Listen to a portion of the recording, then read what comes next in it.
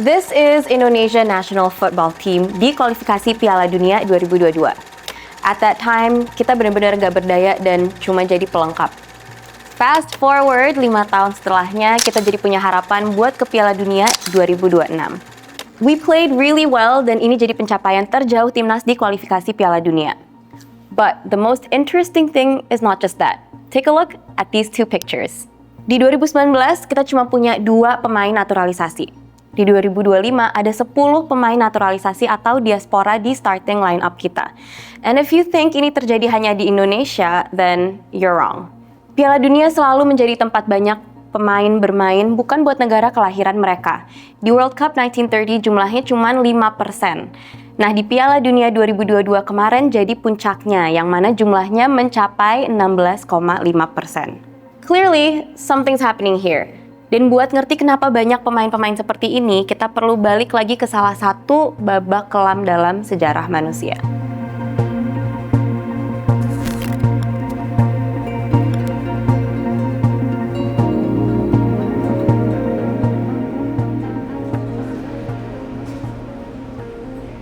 Kolonialisme nggak cuma nguasain wilayah, tapi juga mengontrol populasinya. Para penjajah memaksa puluhan juta orang terpisah dari tanah airnya. Inilah yang ngebentuk jaringan diaspora yang kompleks. Take African transatlantic slave trade as an example.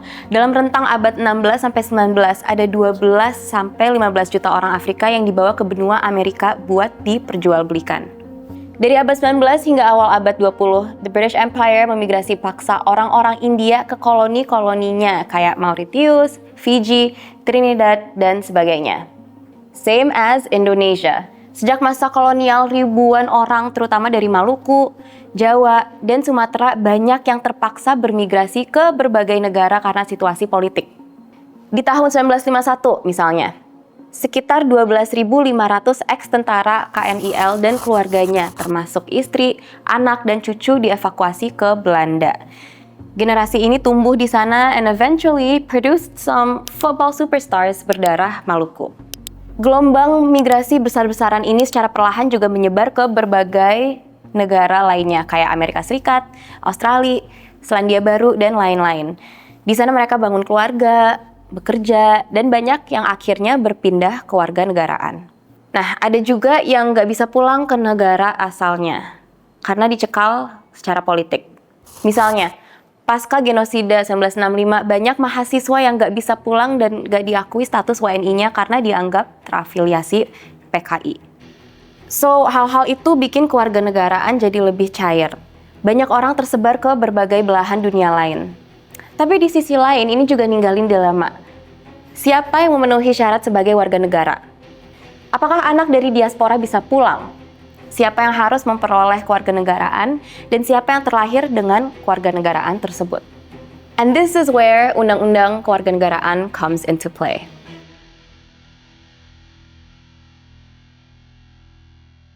You see, hidup tanpa status warga negara itu sama aja kayak hidup tanpa perlindungan dasar.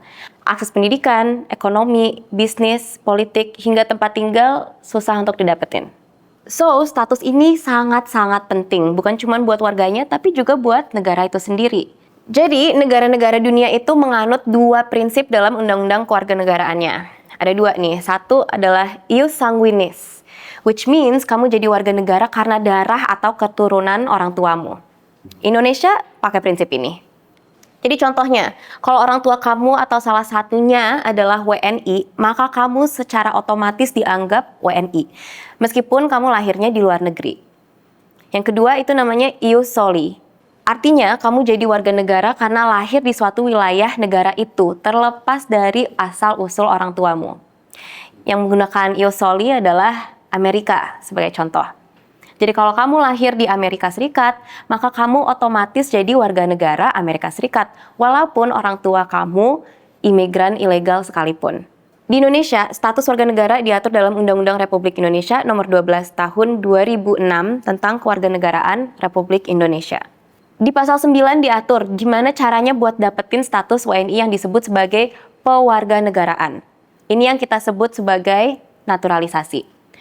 Orang yang nggak ada keturunan Indonesia atau nggak lahir di Indonesia itu bisa dapat status WNI.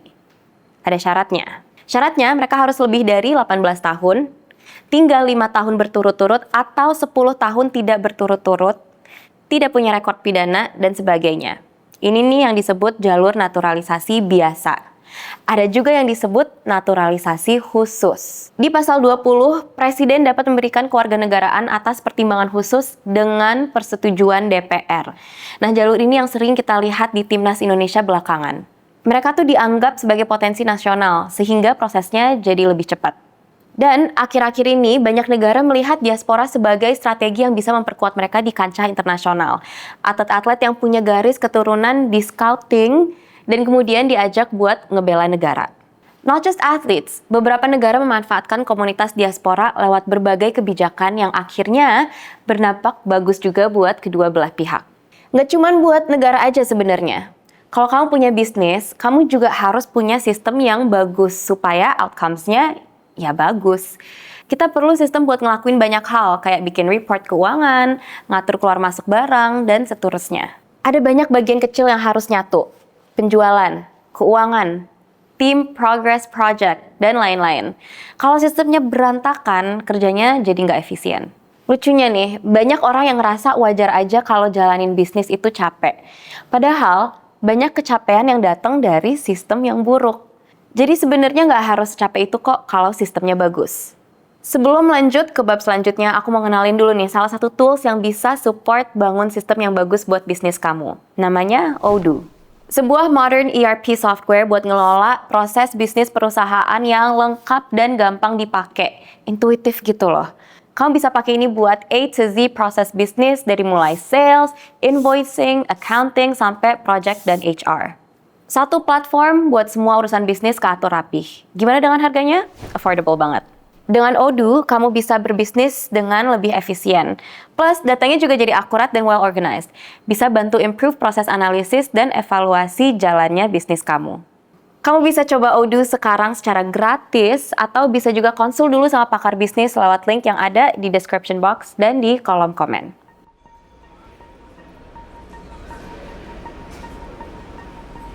In 2023, imigrasi mencatat ada sekitar 4.000 WNI yang berpindah jadi warga negara Singapura.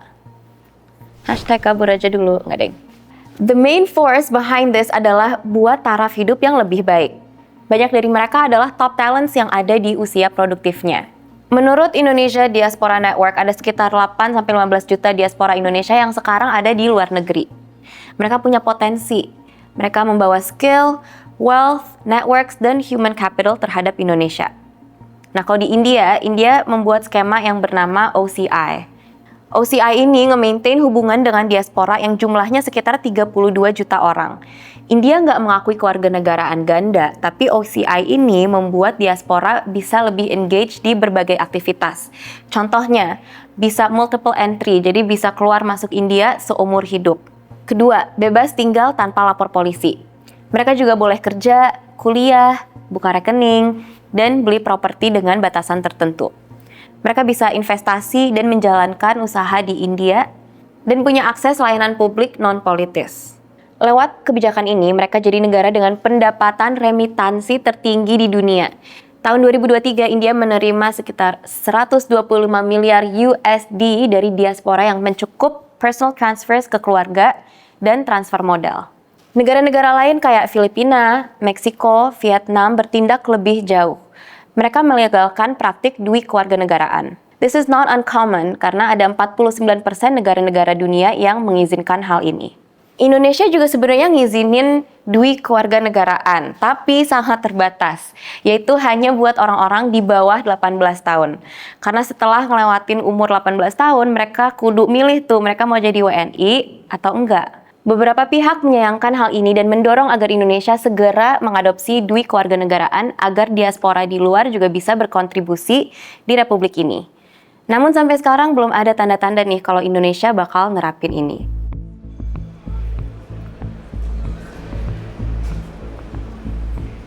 Oke, so all in all, kita bisa lihat gimana konsep kewarganegaraan bukan cuman soal status hukum, tapi juga soal identitas, kesempatan, dan relasi warga negara dengan tanah airnya. Kayaknya udah waktunya nih Indonesia punya pendekatan yang lebih inklusif terhadap warganya. termasuk mereka yang lahir di tanah asing tapi berdarah Indonesia. Bukan buat mereka yang bisa cetak gol aja, tapi buat mereka yang juga bisa jadi jembatan masa depan antara Indonesia dan dunia.